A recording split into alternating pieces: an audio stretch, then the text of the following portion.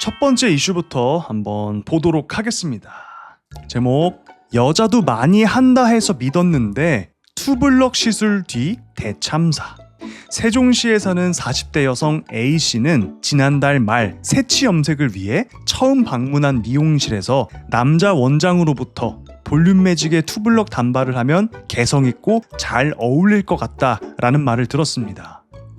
A씨가 그거 남자들이 많이 하는 머리 아니에요? 라고 묻자 남자 원장은 요즘은 여자들도 많이 해요. 인터넷 찾아보세요. 라고 했고 검색 결과가 나쁘지 않아 보여서 해당 스타일로 시술을 받기로 했다고 했습니다. 투블럭이 뭔지 아시죠? 간단하게 설명해드리면 투블럭, 그러니까 블럭을 둘로 나눈다는 거야. 머리 위통이랑 여기 밑에랑 옆머리를 들고 안에를 싹 밀어버리는 거예요. 그래서 층이 지게 레고 머리 같은 거. 보통 한때 남성분들이 굉장히 많이 했었죠. 자, 이게 사진인가? 뭐야? 헐, 잠깐만. 이 왼쪽이 시술 전, 우측이 시술 후예요. 아니, 시술 전에 괜찮으셨는데 왜? 아이고. 여기를 그냥 싹둑 밀어버렸네. 밑머리 뒷머리 들고 그냥 바리깡으로 올려 쳐버렸네. 어떡하냐. 하지만 시술 도중 예상치 못한 상황이 벌어졌습니다. 남자 원장이 갑자기 바리깡으로 목덜미까지 뒷머리를 밀기 시작한 겁니다. 집으로 돌아온 뒤 가족과 지인들은 A씨의 머리를 보고 크게 놀랐다고 합니다. 아들은 엄마 머리가 왜 그래? 라고 말했고 지인들도 언니 뒷머리가 왜 그래요?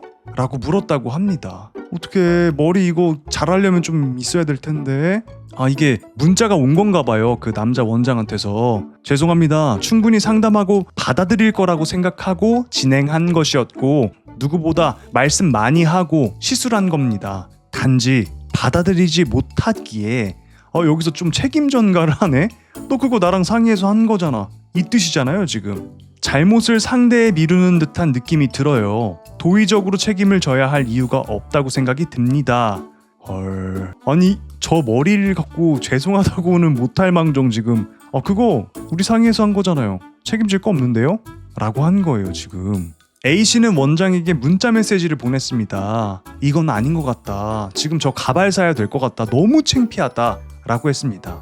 그러자 남자 원장은 사실 본인 마음이 제일 중요하긴 하다. 충분히 상담하고 진행한 것이다. 실수가 아닌 컨셉이라고 말했습니다. 아이씨. 와, 그냥 그거는 그냥 원효대사 해골물처럼 생각하라는 거잖아. 괜찮다 생각하면 괜찮을 거예요. 이 여름철에 어머니들이 하는 말씀이 뭐예요? 가만히 있으면 안 더워. 사실 가만히 있어도 덥죠. 이제 그런 마음가짐을 말하는 거야. 웃긴 게 자기가 실수한 남자 원장이 실수가 아닌 컨셉이라고.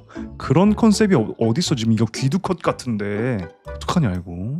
이어 타인을 들먹이며 작품과 컨셉을 시술의 잘못으로 설득시키려는 마음이 불편하다. 오히려 적반하장이죠. 도의적인 책임을 져야 할 이유가 없다고 생각이 든다. 못을 박아버렸어. 그러면서 비용을 환불해줄 수 없다고 말했습니다. 가게 망하고 싶나 설마?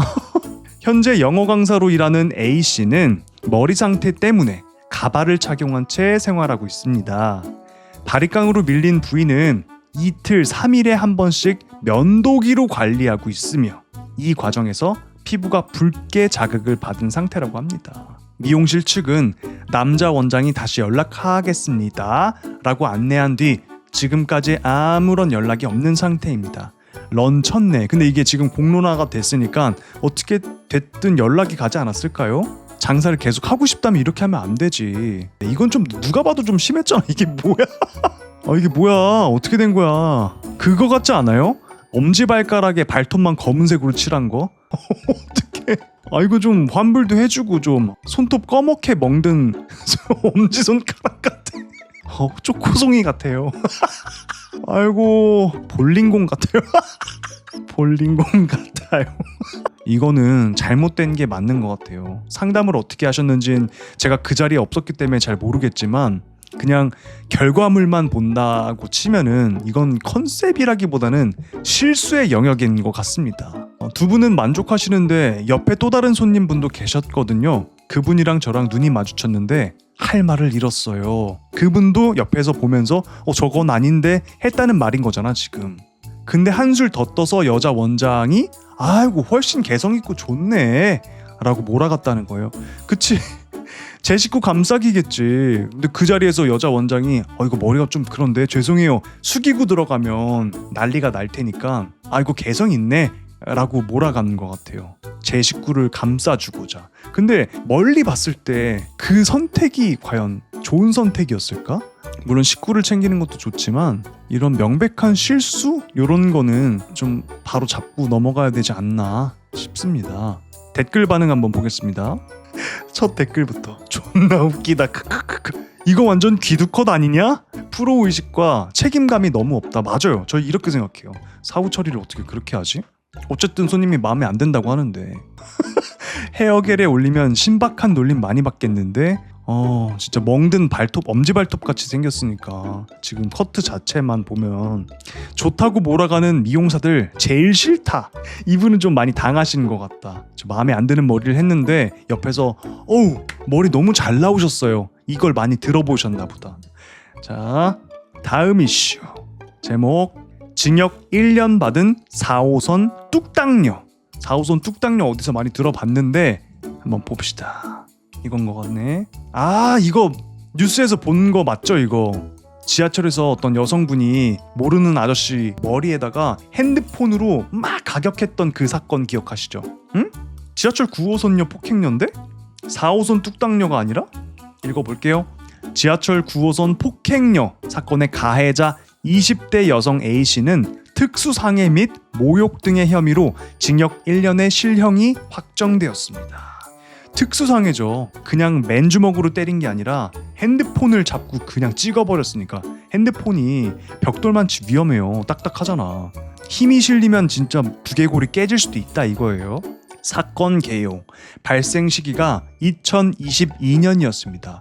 벌써 4년이나 지난 사건이야. 이게 시간 빠르다. 22년 3월 16일 오후 10시경 발생 장소는 서울 지하철 9호선 가양역 방향 전동차 내부였습니다. 사건 내용은 만취한 20대 여성 A씨가 술이 문제라니까 전동차 바닥에 침을 툭툭 뱉자 60대 남성 B씨가 이를 제지했습니다.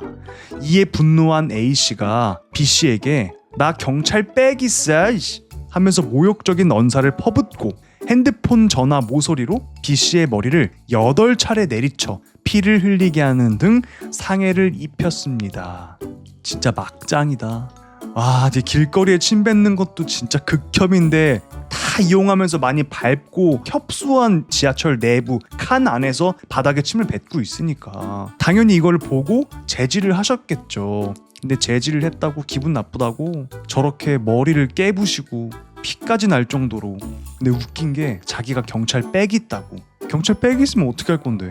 경찰 소환 조사를 무시했습니다. 이 폭행녀가 경찰서에 안 나왔대요. 그래서 경찰이 수차례 소환했고 경찰서에 나오게 되었습니다. 경찰에 나와서도 주민조회 주소 말고 실거주지를 절대 안 알려줬대요. 어디서 코칭을 들었나 본데 대단하다. 얼마 전 재물손괴죄 조사에서도 경찰 소환 조사를 무시했습니다. 막무가내구나. 구속 전 영장실질심사 때도 법원 출두도 안 했습니다. 경찰이 법원에 말해서 영장실질심사 시간을 바꿔주고 여자를 설득해서 겨우 영장실질심사를 출석했습니다. 편의를 많이 봐줬는데 계속 버팅기다가 결국 출석을 하게 됐대요. 판사한테도 실거주지 이야기를 끝내 안 했습니다. 이럴 수가 있는 거야. 판사를 아주 그냥 뭐로 봤구만. 무서운 걸 모르네. 판사한테도 핸드폰으로 안 때리고 손으로만 때렸다 주장. 영상이 있는데도 주장을 했습니다. 판사는 도주 우려가 있다고 생각하여 구속을 하게 되었습니다. 핸드폰으로 안 때리고 손으로 때렸다고 하는데 영상 한번 다시 볼까요? 손에 지금 명백히 핸드폰이 들고 있네. 와 무섭다 무서워. 승깔 진짜. 댓글 반응 한번 보겠습니다. 있는 대로 협조했으면 1년까지는 안 나왔을 것 같은데 그쵸? 경찰 백 있는 여자야 하면서 자기 실거주지도 계속 말 안 하고 부르면 안 나오고 무시하고 이러니까 괘씸하다 너. 1년 딱 때려 맞은 것 같아요. 저렇게 해도 1년이에요? 덜덜덜. 괘씸죄가 더 무섭다는 걸 모르네. 교도소 가서도 기싸움하다가 저 털리겠다. 그냥 진짜 떼쓰면 다 되는 줄 아나 보네. 오랜만에 들은 소식이었는데 1년 구속을 받았네요. 별의별 사람 많아 세상에는. 자, 다음 이슈. 제목 한국의 진짜 이상한 주차 문화. 지금 여기 위에가 공용 주차장인 것 같죠? 주차장은 이렇게 빈자리가 많은데 여기 나 이거 너무 열받아. 저는 개인적으로 운전할 때 골목길 들어가는 걸 굉장히 스트레스를 받아 해요. 막 긁을 수도 있으니까. 물론 긁은 적은 한 번도 없지만 너무 싫단 말이야. 주차장에 안 들어가고 그 주차비 얼마 아끼겠다고 저 밖에다 대놓는 거 나 너무 스트레스 받아. 야, 여기 안쪽에 자리가 이렇게 많이 있음에도 불구하고 다 밖에다 이렇게 세워둔 거죠. 아니 좁아 터진 데다 저렇게 하고 싶을까? 막 그런 상상도 많이 해요. 주차를 하려고 할 때 막 양옆에 주차 세워진 차들을 보면은 초능력이 생겨서 훅 하면 다 밀어가지고 부셔버리고 싶어. 운전하시는 분들 다 공감하실걸요? 이거 봐라. 여기도 이렇게 자리가 많은데 다 밖에다 주차를 하는 거죠. 땅이 좁아서 그런 거 아닌가요? 근데 이 문제는 좀 다른 게 여기 안에 버젓이 자리가 이렇게 많잖아요. 근데 그 몇천 원 아끼겠다고 밖에다 이렇게 둔 거야. 남이 불편하든 말든. 이거 단속을 해도 이 모양인데 이런 건 좀 어떻게 해야 될 것 같아. 그리고 이런 거 있잖아요. 국민들이 신고를 직접 하는 게 있단 말이에요, 어플로. 근데 그게 너무 까다로워. 만약에 불법 주차가 된 게 있어요. 그럼 그거를 사진을 찍어 업로드를 해. 그럼 한 장으로 찍어서 되는 게 아니라 몇 분인가 몇십 초를 기다렸다가 사진 한 장을 또 찍어. 그 자리에서 똑같이 다른 각도로. 그렇게 해서 업로드를 해야 신고를 할 수 있어. 이 신고 자체가 너무 번거로운데 누가 신고를 하냐고. 진짜 작심하고 하는 사람 아니면 나도 바빠 죽겠는데. 진짜 이 주차 문제 좀 심각하긴 합니다. 이거 보세요. 지금 안엔 다 비어있는데 밖에 쭈르륵 세워져 있고. 공영 주차장 옆에 두고 불법 주차가 성행합니다. 대체 왜? 푼돈 아끼려고 그러는 걸까? 주차장까지 갔다가 나오고 그 1년의 시간조차 아까워서 그러는 걸까? 한국인들은 빨리빨리 그런 문화가 있잖아요. 너무 특이한 것 같아. 이런 건 진짜 뿌리 뽑아야 돼. 댓글 반응 보겠습니다. 단속 좀 해라. 그러니까 내 말이. 카페에 가방 두고 화장실 가고 집 앞에 택배 놓고 가도 아무도 안 훔쳐간다고 시민의식이 높다고 하는데 운전 한정으로는 시민의식 수준 딱 개도국 언저리 수준임. 인도보다는 높고 중국이랑 엄대엄이다. 그쵸. 우리나라 치안도 되게 좋고 외국인들이 와서 놀란다고 해요. 카페에다가 그냥 노트북 올려놓고 화장실 가고 핸드폰 올려놓고 주문 받으러 가고. 우린 당연하잖아요. 아무도 안 건드리니까. 해외에서 그러면 그냥 바로 훔쳐가고 한대. 그러니까 그런 건 너무나도 좋은데 왜 꼭 주차 시민 의식 이것만 개판일까? 난 그게 너무 궁금한 거죠. 한국은 불법 주차 견인하기는 하나 한 번도 못 본 듯. 그러니까 이거 견인하긴 해요. 벌금만 맞는 거 아니야 근데? 이런 걸 좀 빡세게 해서 여기서 세금을 좀 걷어들이면 누이 좋고 매부 좋고 그렇지 않을까요? 모르겠습니다. 좀 제발 주차 좀 제발. 다음 이슈. 제목 친구 결혼식에 오구라 유나 품번 보내서 논란. 오구라 유나 누군지 아십니까 여러분들? 제가 알기론 이분이 AV 배우세요. 아주 유명한 AV 배우는 어덜트 비디오 그 중에서도 굉장히 이쁘장하시고 그래서 인기가 많으신 분으로 알고 있어요. 근데 친구 결혼식에 그분의 품번을 보냈대. 야, 근데 결혼식에 이걸 보냈다고?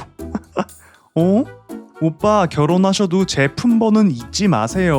오구라 유나 이런 걸 보냈다고? 결혼하는데? 여러분 이해할 수 있어요? 좀 선을 넘은 장난인 것 같거든요. 결혼식이라는 게 자기들끼리만 하는 게 아니라 양가의 부모님 그리고 가족들이 온단 말이야. 그리고 어린 아이들도 온단 말이죠. 그런 자리에 이걸 보냈다는 거는 굉장히 생각이 없고 이건 먹이려고 하는 것 같아. 먹이는 행동이야. 좀 예의가 아니지 않나? 한번 볼게요. 이게 유쾌한 거야? 내가 신부면 너무 싫을 듯해. 친구끼리 생일 때 장난치는 거면 몰라도 아이들, 어르신, 신부 측 친구들 다 보는 자리에서 품번 드립을? 오구라 유나라는 인격체 자체가 지인 결혼식을 축하하러 와준 자리면 기쁠진 몰라도 품번이니 뭐니 하는 말로 성적인 존재로 명시해놓고 저렇게 유쾌하다는 식의 실사와 배너가 맞는 건가? 내 말이. 때와 장소를 가릴 줄 알아야 돼. 유머라는 것도. 실제로 저 품번을 구글 검색창에 쳐보니 엉덩이 패티시 스페셜, 피스톤 항문 어쩌고 저쩌고 나오던데 저게 친구들끼리 결혼식장에서 하하하 하고 웃어 넘길 배너인가요? 그리고 노래를 걸어 놓으셨죠? 할 말이 없네. 여러분들은 어떻게 생각하세요? 이게 맞아요? 친한 친구일수록 이러면 안 되지 않나 싶어요. 가족들도 다 보고 애기들도 다 보고 하는데. 댓글 반응을 한번 볼까요? 서로가 유쾌하면 오케이. 근데 신부는 오케이 하지 않을 것 같아요. 유쾌하지 않을 것 같아. 가족들도. 별둘 080이라고 하면 이것도 품번을 말씀하시고 있네. 참. 뭐 신랑 신부가 오케이 했으면 뭐 신부가 아니시니까 상관없으실 듯. 다들 이렇게 생각하네? 아무리 그래도 때와 장소가 있는 건데. 모르겠습니다. 저는 아닌 것 같아요. 예의가 없는 것 같아. 야, 만약에 제가 결혼을 해요. 근데 누군가 제 친구가 저걸 보냈단 말이야. 저렇게. 물론 그런 친구도 없는데 바로 손절할 것 같아요. 저는 개인적으로. 다음 이슈. 제목. 다음 주에 여자 후배 우리 집에 VR 하러 오기로 함. 카톡 내용이네요. 선배, 그러면 금요일이랑 토요일 중 언제가 좋아요? 금요일에 출근하니까 보려면 저녁에 봐야 되는데? 그럼 같이 저녁 먹어요. 지금 딱 보니까 여자 후배가 이 사람을 좋아하는 것 같아. 느껴지시죠? 뭐 먹고 싶은데? 선배 인스타에 올렸던 칼국수 맛있어 보이던데. 이미 인스타를 염탐하고 있었어. 좋아하는 거 맞네. 그거 직접 면 뽑아서 만든 거라 오래 걸리는데. 크크크. 괜찮아요. 배고픈 거 잘 참아요. 아니, 저녁 늦게 먹고 VR까지 하고 가면 너무 늦을 거 아니야. 부모님 걱정하시면 어떡해. 눈치 더럽게 없네. 떠본 걸까? 괜찮아요. 친구들이랑 노는 줄 알겠죠. 그래, 그러면 올 때 렌즈 끼고 와. 예쁘게 하고 가요. 보통 우리 서클 렌즈나 이런 거 렌즈를 낀다는 것 자체가 꾸민다고 느껴지는 거니까 렌즈 끼고 오라고 했으니까 예쁘게 하고 와요? 이런 거예요. 그러니까 아니, 안경 쓰면 VR 렌즈 긁히니까 렌즈 끼고 오란 거야. 예쁘게 하고 갈게요. 엄청 답답해했겠다. 이거 바보야 아니면 둔한 거야 뭐야? 후배라고 하기도 뭐한 게 차이가 까마득해서 나는 13학번이고 얘는 20학번임. 쾌2에 넣어놓은 VR 야동 지워야 돼서 질문 못 받는다. VR 야동. 와. 근데 좀 색다르긴 하겠다. 진짜 실시간으로 가상현실에 펼쳐지는 야동은 또 차원이 좀 다를 것 같긴 해요. 궁금하긴 하다. 근데 13학번? 와, 나한텐 진짜 까마득한 후배인데 13학번도. 전 07학번이거든요. 방금 여자 후배 집에 놀러 온다고 썼던 애인데 이어지는 글입니다. 너 나 좋아해? 뭐예요 뜬금없이? 크크크크. 좋아해요. 선배로서 좋아하는 거 말고 이성으로 좋아해요. 오글거려. 왜? 선배는 저 싫어요? 사람이 사람 좋아하는데 이유가 있어요? 그냥 선배 처음 봤을 때 반한 거고 볼수록 반하길 잘했다고 생각하는데 선배는 저 싫어서 자꾸 담 쌓고 철벽 치잖아요. 이거 쪽팔려 게임이야? 얼마나 둔한 거야? 상관없어요. 저 혼자 좋아해도 제가 더 다가가고 더 이뻐지고 더 노력하면 선배도 절 좋아하겠죠? 뭐라는 거예요. 쪽팔려 게임이라뇨. 선배 연애 안 해본 티 너무 많이 나요. 여자에 대해 하나도 모르죠. 곧 30대인데 왜 이렇게 찐따 같아요. 이거 6시 47분에 보냈는데 날짜가 바뀐 것 같아. 왜 대답이 없어요? 어쩌면 마음에 안 들었나? 근데 이런 사람이 있나? 당돌하다. 훌륭하다. 멋있다. 아주 좋아 보입니다. 근데 요즘에 찐따 같은 남자를 좀 선호하는 그런 게 있잖아요. 근데 사실 그게 말만 찐따라는 거고 잘생기고 귀엽고 능력도 좋은데 주변에 친구가 없고 나만 알았으면 좋겠다라는 의미에서 찐따라고 말하는 것 같아. 그러니까 찐따가 정말 찐따가 아닌 거지. 남자가 대답을 했습니다. 하루 뒤에. 네 말대로 연애도 안 해봤고 너 주변에 잘생기고 멋있는 남자들도 많은데 하필 나인 게 이상하잖아. 넌 예쁘고 어리고 인기도 많은데. 그러니까 약간 자격지심 같은 게 있었나 보다. 저 이쁜 거 아는데요. 선배가 말해주니까 기분이 더 좋아요. 야, 장난치지 말고. 이거 진짜야? 지금 선배네 집에 가도 돼요? 나 진짜 오글거려. 닭살로다. 안 된다고 하지 마세요. 그럼 선배 평생 안 볼 거예요? 이거 실화예요. 근데 이런 대화가 있다고 진짜? 지금 시간 많이 늦었는데. 예, 아니요로 대답해요. 예, 내가 데리러 갈게. 아니에요. 밖에 추우니까 집에서 기다려요. 이거 약간 삼류 웹드라마 같은데. 이게 무슨 일이냐? 집 온다 해서 급하게 집 정리하고 왔어. 얘가 나 좋아한다는데 얘가 왜 날 좋아하지? 뜬금없이 왜 집에 오는 거임? 야, 이 바보네. 왜 오겠니? 집에 오면 무슨 이야기 해야 되지? 도와주라. 자, 글이 또 올라왔습니다. 여자 후배 그 글 쓴 사람인데 후기 남길게. 여자 후배가 집 앞에 왔나봐. 저 집 앞이에요. 네, 올라오세요. 결론부터 말하자면 사귀기로 했어. 야, 이런 곰탱이도 사귀게 되네. 아, 그리고 키스도 했어. 어찌어찌 하다가 분위기가 잡혀가지고 키스해도 돼? 라고 물어봤는데 그런 거 물어보고 하는 거 아니라고 혼났어. 아, 놀고 있네 진짜. 아, 근데 이런 거 진짜 물어보는 사람 있어요? 여러분 애인 중에 이런 거 물어본 사람 있어요? 혹시 나 진짜 궁금해서 그래. 진짜 그래? 얼굴을 맞대고 눈을 보면서 저기 그 혹시 키스해도 돼? 이런 사람이 진짜 존재해요? 난 이게 영화나 만화나 뭐 웹툰 그런 데서만 나오는 줄 알았어. 그냥 자연스럽게 분위기가 맞춰져서 그냥 뽀뽀를 하는 게 아니라 이렇게 물어보는 사람이 진짜 있다고? 오빠 찐따예요? 라고 물어본 게 진짜 찐따 같아서 물어본 거예요. 그러면 와 씨. 근데 키스하는 법을 몰라서 사실상 뽀뽀였던 것 같아. 나도 그랬을 것 같아. 이 정도면은 그냥 쭉 하고 아니면 그냥 대고 있었던 것 같아. 그리고 어찌저찌 하다가 집을 데려다 줬어. 사실 계속 같이 있고 싶었는데 아유 짐승. 그래도 잘했네요. 부모님한테 산책하고 온다고 하고 나온 거라서 부모님한테 전화가 오더라고. 집은 바로 옆 단지라서 가까워. 야 진짜 오글거리기도 한데 그래도 좀 꿀렁꿀렁한 마음이 좀 생기네요. 참 댓글 반응을 한번 볼까요? 쾌이 막 발매했던 시기에 VR 갤러리에 올라왔던 주작글이니 안심해라. 아이고 주작글이야? 아 진짜 주작글이야? 아니면 주작글이고 싶은 거야? 보통 이런 꿀렁꿀렁한 이제 몽글몽글한 글을 보면은 솔로분들 되게 막 부러워하고 그런 게 있잖아요. 그러니까 이 사람이 대표로 쓴 것 같아. 이거 주작이니까 안심해.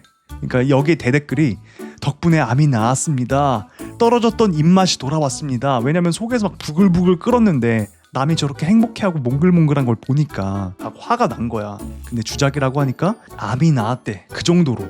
어우 성질 뻗쳐. 감사합니다 감사합니다. 이런 댓글이 많았고 진짜 주작인가? 어떻게 생겨 먹었길래 슈발? 그러니까 남자가 찐따지만 잘생겼다라는 댓글이겠죠 이게? 얼마나 잘생기면 7살 어린애가 먼저 대시를 하는 거지? 그러니까 이거 주작일 것 같기도 한데 주작이 아닐 수도 있고 옛날에 막 인터넷 소설 읽은 것처럼 그런 몽글몽글함이 있지 않나? 근데 진짜 얼마나 잘생겼길래 그러지? 궁금하긴 하다. 빨리 말해줘야지. 모니터 부서졌잖아. 사귀고 뽀뽀하고 거기까지 보고 승질나서 그냥 모니터를 기분이 좋지 않아요. 에라이. 웃겨. 자 다음 이슈 제목 마누라 때문에 반란 일으킨 퐁퐁남. 자 퐁퐁남이라는 단어 좀 많이 들어보셨죠? 엄청 젊은 시절에 즐길 거 다 즐기고 이제 결혼할 때만 안정적인 사람을 만나서 결혼하면 다 시킨다. 그렇게 좋지 않은 단어예요. 이 퐁퐁남이. 읽어보겠습니다. 마누라가 너무해서 반란을 일으켰어. 와 아까 9시쯤에 나 할 거 다 하고 디아블로 게임을 하고 있었는데 또 와가지고 설거지를 안 했다고 시비를 거네. 참 진짜 정신이 나간 사람인가 싶더라. 아침 8시 반에 출근해서 진짜 힘들게 일하고 7시 넘어서 집에 오니까 여편네는 집에 없고 어디냐니까 친구들이랑 집 앞 카페라고 해서 집꼬라지 너무 심한 거 보고 거실부터 안방, 작은 방, 옷방 청소 싹 해놓고 마누라가 집에 들어오길래 아니 이게 욕을 하면서 할 건 다 하네. 그쵸? 이 여편네 어디 갔어? 이러면서도 청소는 다 해놨어. 거실, 안방, 작은 방, 옷방 청소는 다 해놨으니까 이제 밥 먹자라고 했는데 이미 먹고 왔다네? 그래서 뭐 먹을 거 없냐니까 라면을 먹으라고 하는 거야 나한테. 열받아. 신라면 2봉지 까서 파 송송 계란 탁 해서 밥까지 시원하게 말아먹고 자 이제 게임 좀 해보자. 디아블로 대기열 뚫려 있길래 신나게 달려가서 보스를 잡고 있었는데 아니 와이프가 와서 왜 설거지를 안 하니? 돈도 내가 벌어와 청소도 했어 밥도 안 차려주길래 내가 해서 먹었어. 아니 그 설거지하는 게 힘들어? 원래 여자랑 말다툼하는 거 너무 싫어서 잔소리 할 때마다 그래 미안해 그래 미안해 하면서 내가 다 했었는데 요즘 열받는 게 설거지론. 그것 때문에 심신미약 상태인데 와이프가 마지막 도화선에 불을 붙이는 거지. 바로 에이씨 진짜 니는 하는 게 뭐냐 라고 소리를 지르니까 왜 소리를 지르냐면서 막 난리 치는데 어디 막 귀신 악귀신인 것처럼 악을 쓰고 발악을 했어. 그딴 거 무시하고 니는 일을 하는 것도 아니고 청소도 안 하고 밥도 안 차리고 이젠 설거지까지 하기 싫으면 그냥 나가. 내가 서로 가정을 꾸리려고 너랑 결혼한 거지 너를 업어 키우려고 결혼한 줄 알아? 라고 하니까 마누라가 이상한 소리를 내뱉으면서 뭐라 하는데 내기에 캔디 하면서 귀를 닫고 글을 왜 이렇게 웃기게 쓰는데 마누라가 뭐라고 막 소리를 치는데 나는 그냥 내기에 캔디 하면서 무시했어. 뭐라는지도 모르겠어. 아우 열받아. 월 500을 벌어와도 내가 쓰는 돈이 30인 게 말이 되냐. 너는 뭐 하는데 우리 애도 없잖아. 너는 뭐 하는데 120씩 써? 그러니까 생활비래. 야 이 생활비를 알차게 써서 저녁에 내가 라면 먹게 하냐? 이제 경제권을 내가 쥐고 관리를 한다니까 또 난리 치는 거야. 그냥 조용히 막 정색을 하고 나가 꺼져 한마디 하니까 눈물을 글썽글썽 하면서 변했느니 뭐니 아주 그냥 레파토리를 주저리 막 짓거리는 거야. 내 말 알아들었으면 그냥 조용히 가서 설거지를 하거나 뭐 불만 있으면 나가 라고 했더니 와이프가 다시 소리를 막 지르면서 선반에 있는 물건을 바닥에 막 던지는 거야. 싹 다 무시하니까 씩씩거리더니 방에 들어가서 장롱 열고 여행 가방에 지 옷을 주섬주섬 넣으면서 막 발악을 하는데 어림도 없지.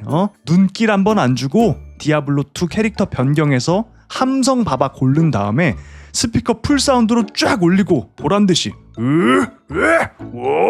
바바리안 함성 집안에 물려 퍼지니까 와이프가 와가지고 한번 쓱 쳐다보더니 훌쩍거리는 소리 한번 내주고 현관문 열고 어디론가 가버렸어. 이제 난 어떻게 되는 거냐? 일단 저질렀어. 아니 뭐 이 글이 좀 심각하긴 한데 글을 왜 이렇게 웃기게 잘 썼지? 아니 중간에 바바리안 함성 바바리안 뭔데? 이거 아시는 분들 있으시려나? 디아블로라는 게임이 있어요. 거기 캐릭터 중에 바바리안이라는 캐릭터가 있는데 그 중에 스킬 중에 기술 중에 함성 지르는 게 있어. 진짜 그런 게 있단 말이야. 얼마나 약올랐을까 와이프가. 어쨌든 남편한테 서운해서 막 그렇게 했는데 남편이 싹 다 무시하고 댓글 반응 한번 볼게요. 화려한 돌싱 미리 축하한다. 후기에 올려라. 그쵸, 이혼하실 것 같아요. 안 맞는 것 같아.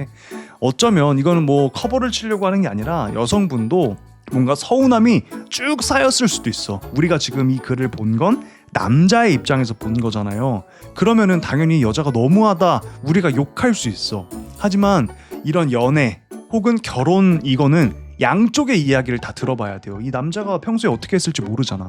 그치? 텍스트로만 봐서는 우리 판단할 수가 없는 거예요. 저는 웃은 이유는 그냥 이 글 자체가 되게 재밌게 써져가지고 웃겼던 거였고, 근데 텍스트로만 보면은 좀 너무한 것 같긴 해. 그쵸? 잘했네. 왜 방생해?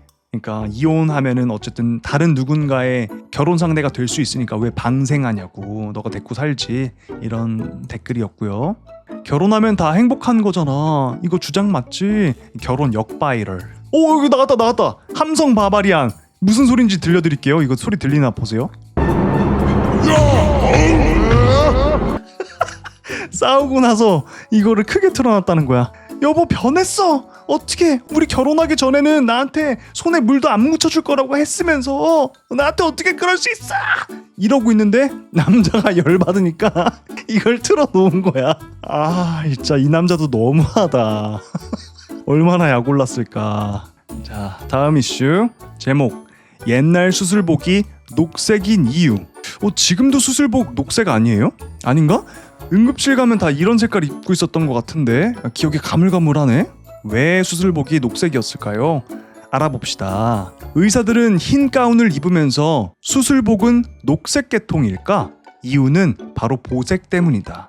보색 중엔 심리보색이라고 하여 한 색을 장시간 바라보고 흰 배경을 보면 그 색의 보색이 잔상으로서 눈에 남는 현상이 있다. 아 그렇구나. 뭐 예를 들면 노란색을 계속 장시간 보고 있다가 흰색 벽을 보면 노란색의 보색, 그러니까 보라색이 보인다 이 말인 거죠. 오 신기하네. 이따 나 해봐야지. 과거 흰 수술복이었던 시절 의사들은 붉은 피의 심리 보색인 녹색의 잔상에 시달리며 큰 스트레스를 받았고 1925년 미국의 화학기업 듀폰이 이를 방지하기 위해 옅은 녹색의 페인트를 수술실 내부에 바르는 것을 제안하여 수술복까지 녹색으로 깔맞춤이 되었다고 한다. 나 지금 수술실이 기억이 안 나거든요. 나 코 수술할 때 수술실 내부가 어땠지? 혹시 기억나시는 분 있어요? 수술실 벽은 다 녹색이에요? 나 갑자기 기억이 안 나네. 댓글 반응을 보겠습니다. 그렇구만. 별로 안 신기한가 보다. 난 신기한데. 지금은 왜 바뀐 거지? 지금은 다른 색인가?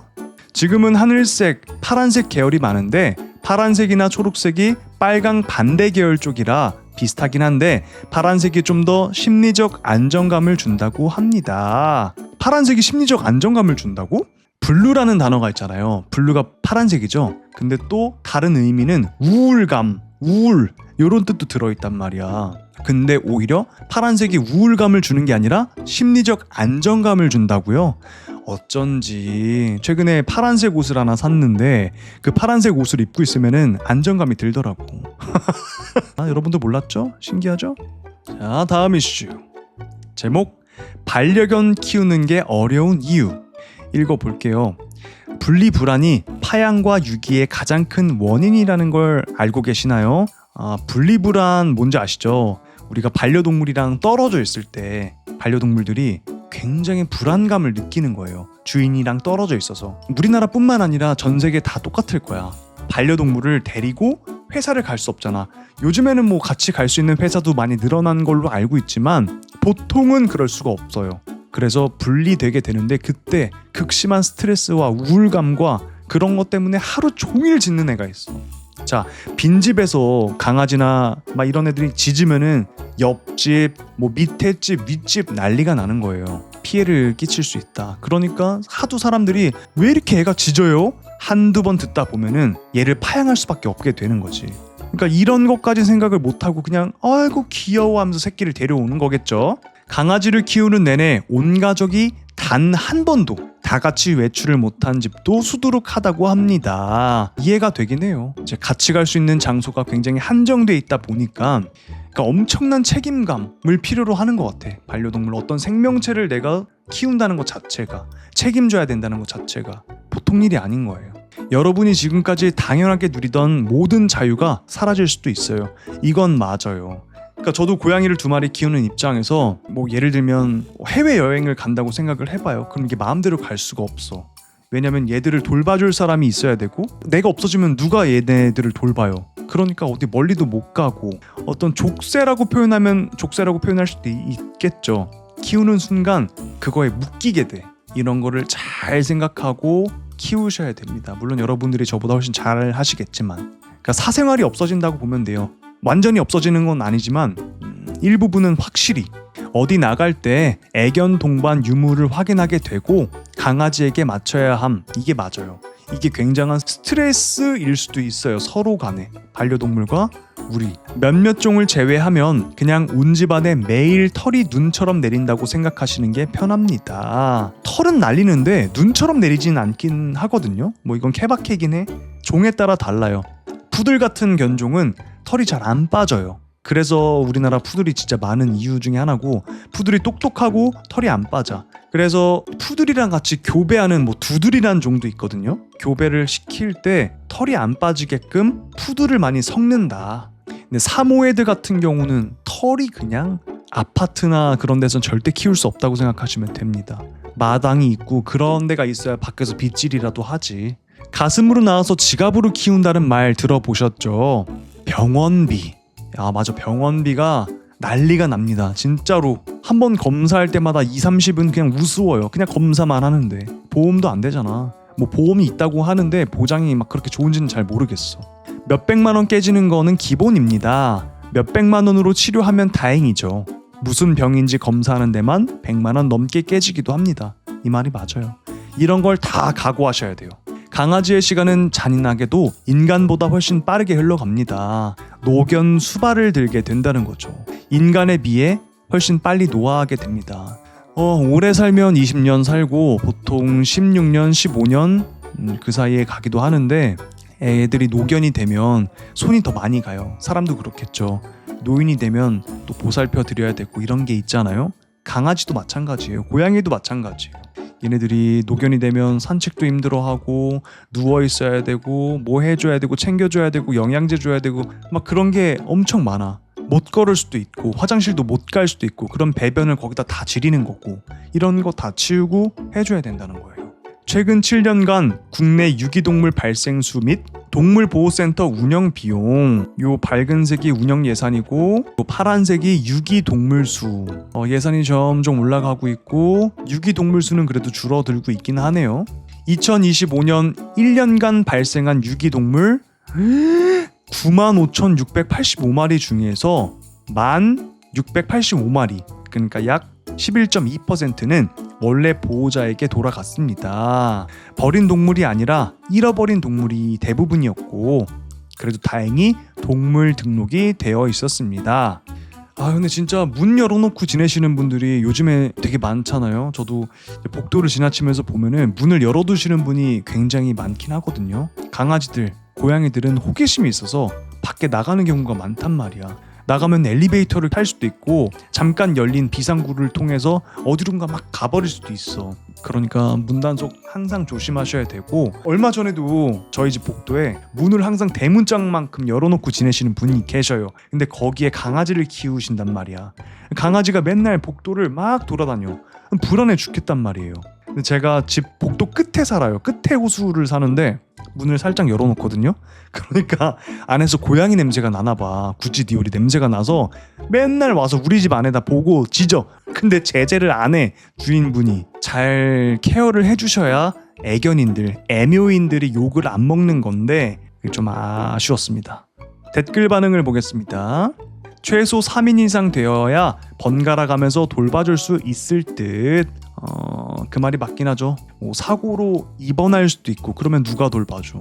그러니까 3인 가족 정도 돼야 번갈아 가면서 돌봐줄 수 있다, 이런 얘기인 것 같고, 개를 사든 유기견을 입양하든 책임지고 20년 키우는 거 아니면 키우지 마라, 버리지 좀 말고 라고 하셨는데 이분은 좀 동물을 싫어하시는 분 같거든요. 보통 개를 좋아하는 사람들은 개라고 표현을 안 해. 강아지라고 표현하거든요. 근데 맞는 말이긴 해. 근데 너무 세게 말해서 좀 비호감이다. 실내에서 키우면 냄새를 참아야 됨. 강아지 특유의 냄새가 있거든요. 근데 키우시는 분은 잘 몰라. 오래 같이 있기 때문에. 근데 고양이를 안 키우는 사람이 만약 우리 집에 오면 고양이 냄새가 날 것이고, 강아지를 안 키우는 사람이 강아지 키우는 집에 들어가면 강아지 냄새가 훅 올라와. 그거는 특유의 냄새이기 때문에 어떻게 할 수가 없어. 이제 그런 것도 참아야 된다는 말입니다. 자, 다음 이슈. 제목: 9호 태풍 바비가 놔두고 간 선물. 바비가 남긴 비구름에 이중 고기압이 깨졌다. 서울 낮 최고 기온 어제보다 5도가량 낮아져. 이 비구름 때문에 조금 선선해졌던 게 그거였구나. 아니, 어저께요. 그렇게 생각보다 안 더운 거예요. 뭐지 했는데 이거였구나. 비구름 때문에 고기압이 깨져서 비가 많이 내려서 날씨가 좀 더위가 가신 것 같아요. 더위가 좀 숨이 턱턱 막혔었는데 지금은 좀 괜찮은 것 같습니다. 맞아, 어저께 그렇게 느꼈어. 근데 한 가지 걱정하는 게 이제 8월달 되면은 40도까지 올라간다는 소리가 있어요. 미쳐버릴 것 같아. 지금도 더워 죽겠는데 34도만 돼도 숨이 턱턱 막히거든요. 40도 되면 습하고 덥고 저 같은 천식 환자들은 이제 최악의 계절이 되는 거죠. 어쨌든 태풍 바비가 잠깐 숨통을 트이게 해주는 선물을 남기고 갔다. 계속 선물을 좀 남겼으면 좋겠는데 태풍 피해 없이. 와, 대구 기온이 36도에서 27도까지? 우와, 우리 막 데프리카 하잖아요. 대구랑 아프리카를 합쳐가지고 이제 그만큼 덥다는 거잖아. 그 더운 대구가 36도에서 27도까지 뚝! 대박이다. 이런 선물이라면 언제든지. 따봉 바비야, 고마워. 댓글 반응: 역시 쇼미3에서 맹활약한 바비야. 진짜 재미없어 이런 건. 아머 바비 이걸. 나 진짜 어젠 선풍기만 틀고 자도 춥더라. 고맙다 바비. 다음 이슈. 제목: 청년 전월세 보험. 전세 사기 피해 시 보증금 보상. 하나손해보험 청년 전월세 보험 전세 사기 피해 시 보증금 보상, 최대 3억 원까지 보상, 보험료는 무료입니다. 대박이네. 하나금융이 전세 사기에 취약한 청년들을 대상으로 보증금을 보장해주는 보험 상품을 무료로 출시합니다. 청와대가 청년 주거 사다리 문제를 화두로 던지며 금융당국이 관련 대책을 고심 중인 가운데 하나금융이 선제적으로 이에 화답한 것입니다. 14일 금융권에 따르면 하나손해보험은 청년 전월세 계약 안심 권리 보험을 하반기 내에 출시할 예정입니다. 해당 상품은 전세 사기 보험의 일종으로 세입자가 전세 사기 피해로 보증금을 잃게 되는 경우 하나손해보험이 최대 3억 원까지 보증금 손실을 보상해주는 상품입니다. 야, 이런 건 진짜 대박이다. 요즘에 전세 사기 진짜 난리가 났죠? 일단 보증금 받고 그거 막 자기가 쓰고 다른 데 투자하고 그러니까 돌려줄 돈이 없는 거야. 난리가 났잖아요. 근데 그런 거를 방지하고자 이런 보험이 생겼는데 더 대박인 건 무료라는 점. 그래서 이거는 무조건 가입하실 조건이 되신다면 무조건 가입하시는 거를 추천드리겠습니다. 무료래요, 무료. 지원 대상은 하나은행에서 취급하는 전세 대출을 신규로 신청하는 만 19세에서 34세의 청년이다. 난 안 되겠네. 너무 아쉽고 34세 이하 청년분들은 꼭 받아보시길 바랍니다. 댓글 반응을 보겠습니다. 오, 무료로요? 이건 세게 가네. 그러니까 그만큼 파격적이라는 거죠. 나오면은 하반기에 나온다고 했으니까 여러분 잘 누리십시오. 감당되겠냐? 걱정도 되긴 하나 보다. 워낙 전세 사기가 많으니까. 제 나이대가 정말 어중간한 나이대가 됐어요. 청년의 혜택도 못 받고 나이가 들어서 받을 수 있는 혜택도 못 받고 그 중간에 있는 서러운 나이대인데 축복받지 못한 연생인 것 같긴 해요. 애매해. 자, 다음 이슈. 제목: 걷기로 살 안 빠진다는 사람들 때문에 개 답답한 누나. 걷기 운동 효과 없다, 걷기는 살 안 빠진다 이러는 거 정말 답답한 게, 보통 커뮤에 걷기 운동이라도 할까? 물어보는 사람들은 평소에 걷기 운동조차 안 한다는 거야. 활동성이 없던 애들이 걷기 운동부터 하면 살 당연히 빠져. 다른 어려운 일은 필요 없고 그냥 살은 자기 기초 대사량보다 많이 먹고 안 움직여서 찌는 거야. 근데 평소보다 더 움직이는데 왜 안 빠지겠어? 이거 맞는 말이긴 해. 그 기초 대사량이라는 게 어렸을 때는 높아요. 그러니까 가만히 차렷하고 있어도 소모되는 열량, 그게 어릴 땐 높았는데, 그러니까 어릴 땐 살이 안 찌지. 근데 이게 점점 나이가 들면서 기초 대사량이 낮아져요. 그러니까 그만큼 안 움직이면 살이 붙는 거야. 그러니까 어릴 때 생각하고 야, 나 어렸을 때는 이렇게 먹어도 안 쪘는데 지금은 쪄. 당연한 거예요. 기초 대사량이 낮아졌기 때문에. 이거 나나 살 빼야 되는데 진짜.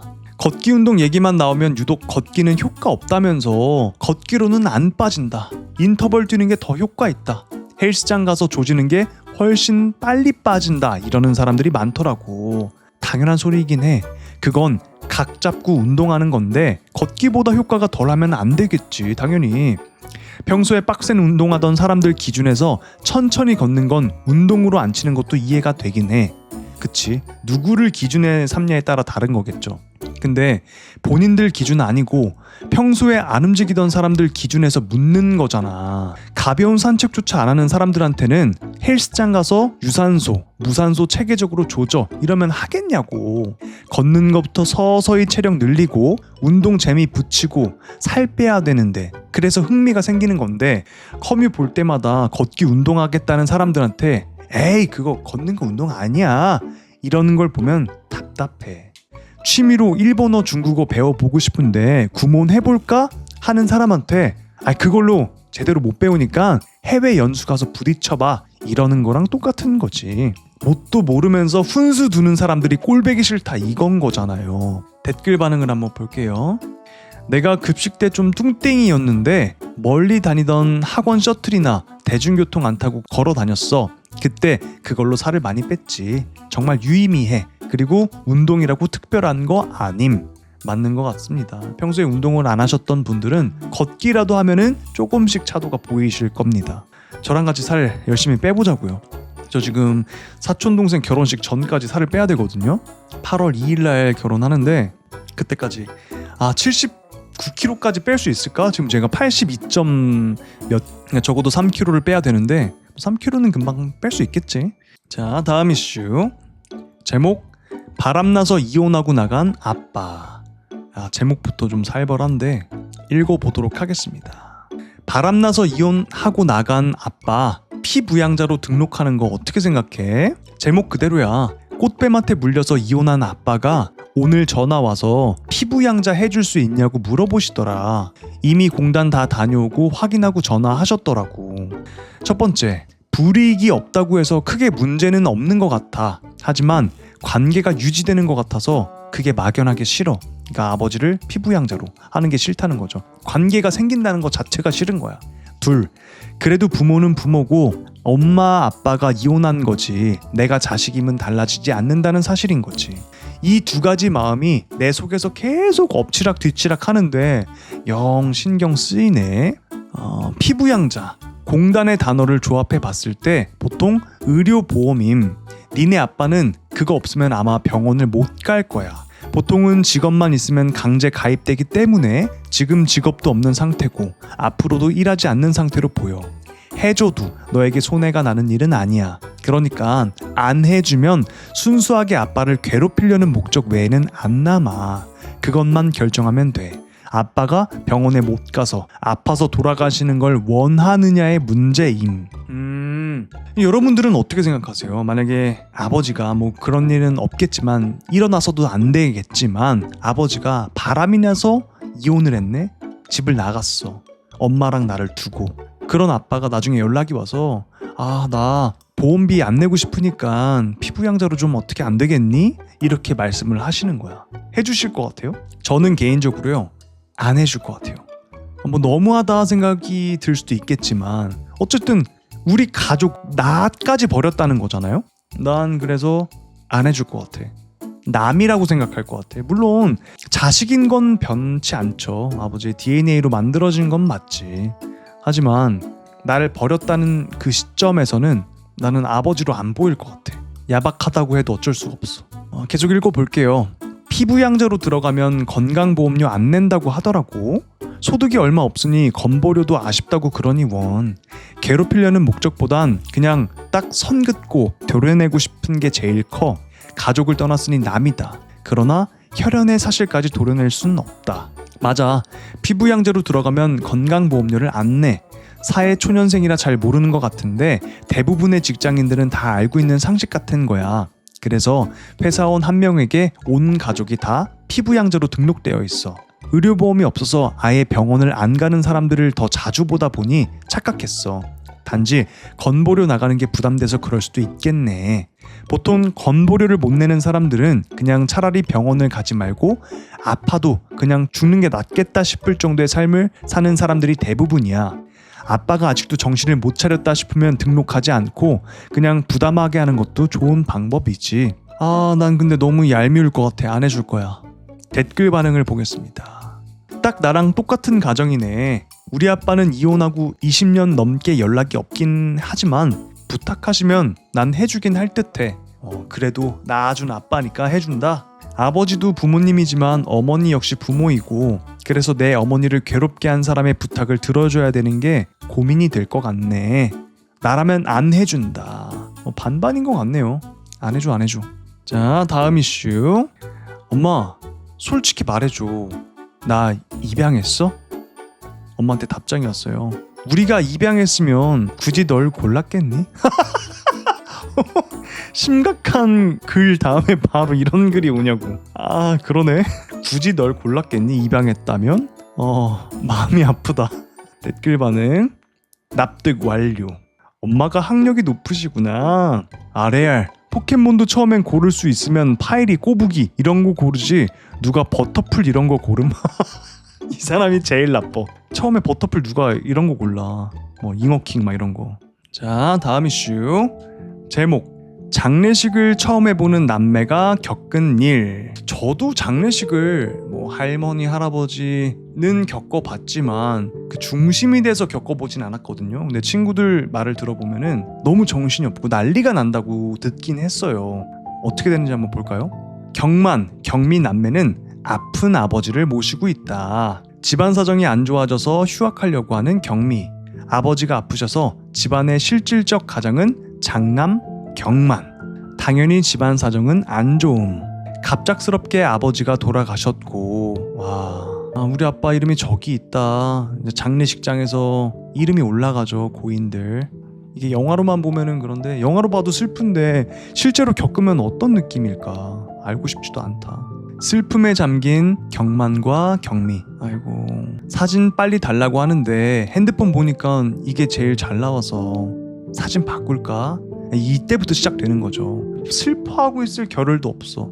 사진 달라고 하고 이제 시작된 거예요. 직원이 말합니다. 그럼 두 분 육개장 아니면 황태국 아니면 소고기국 뭘로 하시겠어요? 이런 게 하나하나 막 골라야 되는 게 정신없기도 하고 슬퍼할 틈이 없다는 거야. 죄송한데 이거 어떻게 하면 되는 거예요? 모르니까. 음식 때문에 그러는데 이거 금액이 다 달라서요. 죄송한데 저렴한 게 뭐가 있어요? 그럼 국은 시래기국으로 하고요. 기본적으로 밥 30인분이랑 이것저것 맞춰 드릴게요. 그리고 필요하신 거 말씀하시면 바로바로 채워 드릴게요. 냉장고 자물쇠를 풀며. 음료 개수는 저희가 다 알고 있으니까 알아서 드시면 되시고요. 그리고 머릿고기는 어떻게 할까요? 머릿고기요? 그것도 시켜야 되는 거죠? 다들 하시긴 하는데 안 하셔도 괜찮아요. 네, 그럼 빼고 할게요. 그러니까 장례를 할 때 그런 말이 많아요. 돈이 없으면 죽을 수도 없다.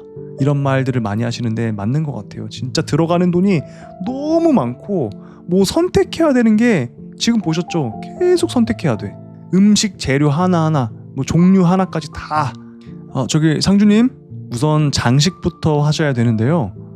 이렇게 1단, 2단, 3단이 있고 조화랑 생화가 있고요. 입관용품은 이렇게 보시면 되는데 수일은 마 혼용이 있고 대마 수위가 있는데 보통 마지막 가시는 길이니까 좋은 걸로 많이 하시죠. 이제 그거는 더 비싼 걸로 해라 영업을 하는 거고요. 이 상황에서도 물론 야박하게 느껴질 수도 있는데 뭐 이분들은 일을 하시는 거니까. 근데 느끼는 당사자들은 얼마나 슬프겠어요. 아버지가 돌아가셔서 지금 정신도 없고 우리가 유복한 집안도 아니었고 힘들어 죽겠는데 비용 나가는 건 계속 쌓이고 자꾸 슬퍼하려면 막 물어보고 하니까 우선 재단 정리는 빨리 하셔야 되니까 저희가 최대한 저렴하게 맞춰드릴게요. 그랬더니 아들이 감사합니다. 아들 마음은 어떻겠어요. 있으면 당연히 성대하게 너무 좋게 남부럽지 않게 해주고 싶은데 그게 안 되니까 두 번 속이 썩는 거야. 아버지 돌아가는 것도 너무 슬픈데 그거를 못 해드리는 것도 너무너무 슬픈 거지. 입반은 장례 지도사분이 내일 밤 11시에 하시면 된다는데 괜찮으세요? 슬퍼할 겨를도 없이 장례 비용에 대한 걱정을 해야 하는 장례식은 지독하게 현실이다. 병원비 얘기도 하던데 나 알바비 좀 미리 달라고 할까? 가부를 할 정도로 생각을 할 정도로 돈이 많이 들어간다. 아니면 나 학원비 등록한 거 취소하면 돈 돌려받을 수 있는데. 그러니까 오빠가 아니야, 오빠가 알아서 할게. 친구한테 전화를 하는 것 같아요. 아들이 승현아 잘 지내지? 나 아버지 돌아가셔서 혹시 시간 되면 와줄 수 있냐? 친구가 근데 제가 지금 행사 때문에 지방에 있어서 찾아뵙고 부조도 해야 되는데 계좌이체는 좀 그렇죠? 아니야 괜찮아. 행사 잘하고 다음에 보자. 요즘에는 다들 바쁘니까 계좌이체를 많이 하긴 하는데 그런 말이 있어요. 결혼식, 경조사, 돌잔치 이런 데보다는 장례식이 열렸을 때 참석해주는 게 오래 남는다고 하더라고요. 듣고 있는 그 뒤에서 야 얼마 할 거냐? 그래 금액 맞춰야지. 5만 원으로 하자. 그래도 10만 원은 해야 되는 거 아니야? 근데 요즘에 5만 원은 없다고 들었는데 예전에는 5만 원, 그러니까 안 친하면 3만 원, 뭐 친하면 5만 원 이렇게 됐었는데 요즘엔 좀 뛰어가지고 기본이 10만 원이라고 해요. 그러니까 안 친해도 10만 원이 기본이다. 그리고 친한 친구 같으면 30만 원 정도? 어려워. 괜히 많이 했다가 나중에 경민이가 부조할 때 부담돼서 안 돼. 이런 생각까지 한다는 거죠. 어떻게 보면은 뭐 축의금 같은 경우도 주면은 막 다 기록하잖아요. 그 괜히 기록하는 게 아니라 그 사람이 나중에 결혼할 때 그 금액에 맞춰서 돌려주려고 기록을 하는 거예요. 나 어렸을 땐 이거 몰랐어. 다 그렇게 생각하고 있더라고. 내가 돌려받기 위해서 내는 금액이다. 축하해 주려고 주는 거구나 생각을 했었거든요. 난 그렇게 살아왔는데 아니더라고. 다 비즈니스더라고. 야 그럼 그냥 우리 돈 모아서 화환 하나 할까? 근데 그러기엔 경만이가 개를 안 하잖냐. 자, 다 돈. 친척이 왔습니다. 큰아버지 잘 계시죠? 그렇지. 맘 잘 추스리고 저기 내가 좀 더 있으면 좋겠는데 일이 있어서 먼저 가봐야겠다. 밥 잘 챙겨 먹고 경만아 잠깐만 나와볼래? 무슨 얘기를 하려고. 너도 알고 있지? 그 작은 아버지가 우리 아버지한테 돈 좀 빌려가신 거. 진짜 이 상황에 그런 말을 하고 싶을까? 근데 이런 사람이 있을 것 같아. 100%. 이런 말 말하는 거 좀 그렇긴 한데 그거 까먹지 말고 경민이 네가 좀 아무리 형제지만 아버지 입장에서 좀 그러신가 봐. 부조금도 주고 오지 말라고 하는데 그건 말이 안 되는 거고. 와, 사이코패스 아니야 이 정도면? 부조금도 주고 오지 말라고 할 형제인데. 와, 너무 심하다. 행사 일을 함께하는 선배로부터 행사 대타 제안의 전화를 받게 되고 돈이 필요했던 경마는 적지 않은 액수를 듣고 수락을 하게 된다. 아버지 상중인데 돈이 없어서 행사까지 뛸 정도. 어떡하냐. 상중이지만 돈을 벌기 위해 웃음을 팔고 있다. 너무 마음 아프다. 장례식장에 찾아온 친척들. 근데 사진이 저게 뭐니? 저게 잘 나와서요. 의무적으로 열심히 울어준다. 아이고 하면서. 사람들이 와서 절할 때 옆에서 크게 계속 아이고 소리 내야 되는 거 알겠지? 자, 따라해봐. 와주셔서 감사해요. 고맙기는. 반대편 분향실을 보며 내가 화환이라도 하나 보낼 걸 그랬네. 아니에요. 괜찮아요. 그러니까 장례식장에서도 진짜 이런 빈부격차가 많이 보이긴 해요. 너무 가슴이 아파. 이 딸도 얼마나 상심이 크겠어. 아버지 가실 때 화려하게 자기도 저렇게 해주고 싶은데 그럴 여건이 안 되니까. 도저히 못 참겠나 보다. 화환을 주문하는 경미. 남들 다 아는 걸로 하면 10만 원이요? 문구는 향이 꺼지면 안 된다고 해서 열심히 붙여준다. 이제 곧 입관 시간. 아빠 잘 가. 수의를 입는다. 상주님 이쪽으로 와주시겠습니까? 아버님이랑 마지막으로 작별하시기 전에 얼굴 좀 닦아주세요. 이거 염 맞죠? 이거 염. 슬프다. 아이고, 안돼, 울면 안 되나. 아빠를 그렇게 보내고 새벽 5시 40분. 나 사실 입관할 때 아빠 얼굴 안 보려고 했는데 근데 안 봤으면 나 엄청 후회했을 것 같아. 잘했어. 뭐든 후회를 안 할 순 없겠지. 근데 좀 덜하면서 살고 싶어. 경미야, 우리 아버지 모시고 바다 가자. 가자. 아버지랑 추억인가 봐. 안돼, 나 울면 안 돼. 아버지랑 낚시할 때 타던 배다. 아버님을 화장해서 여기 추억이 머문 곳에 뿌려주려고 모시고 왔나 보다.